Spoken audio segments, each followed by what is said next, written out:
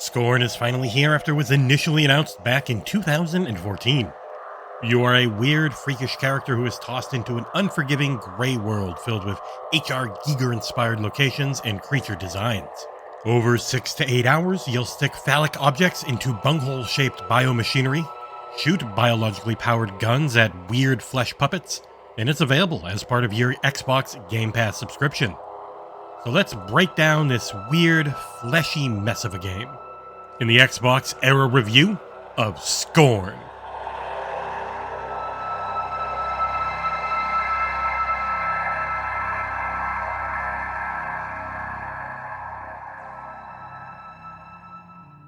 Scorn has no writing, no voice acting, or written words of any kind throughout pretty much most of the game. You are a weird, flesh humanoid-shaped creature who wakes up in some terrible place and is thrown into a strange world that wants to kill you. That's the entire backstory. The first few hours of the game are entirely puzzle-based. This is a fully 3D world played from the first-person perspective. Everything is flesh-like and biomechanical in nature. Every part of this world seems to be alive, and there for you to poke phallic-shaped objects into things that look like butts.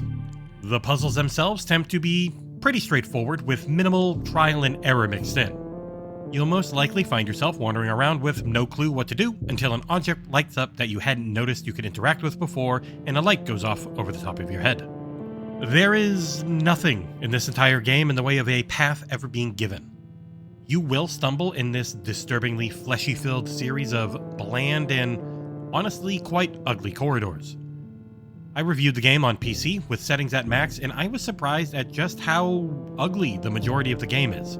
A few sections look great, but they are a rare exception in an otherwise thoroughly mediocre-looking game. While the first few hours were so slow-paced and full of pretty bland puzzle work that I almost fell asleep, the rest of my time was spent coming to grips with an awful combat system. You will eventually unlock a handle that can have a variety of ends attached to it. All disturbingly biomechanical, of course, even the ammo. First up is a nearly useless and utterly infuriating to use piston rod style attachment. This one doesn't run on ammo but does require a cooldown period. The other ranged weaponry has extremely limited ammo, which can be found in finite amounts throughout each level.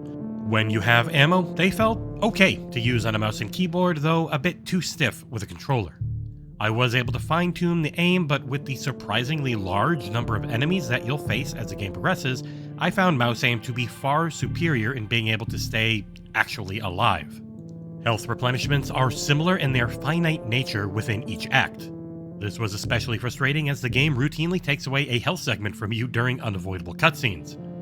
Add in the fact that almost every enemy can do unlimited ranged attacks, and one of the bigger ones can just charge you down non-stop, and the combat becomes unbearable. Even with bland, uninteresting puzzles, mediocre graphics, and terrible combat, I could have found something worth praising if the story and audio were good. Sadly, they fare no better. The title revels in giving you nothing. Absolutely nothing. Even after 5 full hours of playtime, I couldn't tell you what the story is about any more than I could have after 5 minutes. As stated before, there is zero voice acting or writing throughout most of the game. The UI is as minimalistic as it gets, and you can't even choose to save. Instead, you must rely on checkpoints, which routinely forced me to replay entire sections of the game when the combat reared its ugly and unbalanced head. Audio-wise, the sound effects are okay, but there is zero music to speak of. You get the occasional tone and light ambient noise, but that's it. And it drains a game already devoid of any fun or life of having any type of personality to it. In the end, I keep feeling like every single part of this game is either boring to experience or just infuriating to play. If it had stuck with the puzzle style of early on and mixed in a minimal amount of combat, it could have just been mediocre. Instead, we are handed a game with far too many enemies to fight and no way to do it enjoyably. I didn't really feel any tension while fighting anything, instead just dread because of how unenjoyable every single combat encounter without any ammo was, and that is most of them. Control-wise, there's no jump button, just an aim, reload, and use. You have an inventory that shows each fleshy attachment and how many bio ammo pieces are currently embedded in them. Your tiny ammo and health squid monster thing was very disturbing. Kinda cool. So much behind this title does seem to focus on being weird and out there instead of engaging and enjoyable. It is a routinely miserable experience for every single one of your senses, with only the occasional burst of creativity for your vision.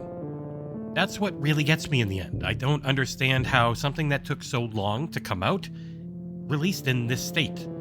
I've played games in this genre before and they can be fantastic. It's just there's nothing scary here, nor is there any type of hook in any area. Was the thought of let's make some cool looking sets and then stick long rods into tight holes the entire sales pitch? I'm not sure. In conclusion, I have definitely enjoyed some action-adventure horror games.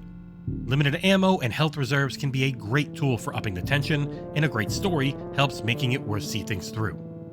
Scorn has none of that. It is bland, boring, plays poorly, and it simply excels in no areas.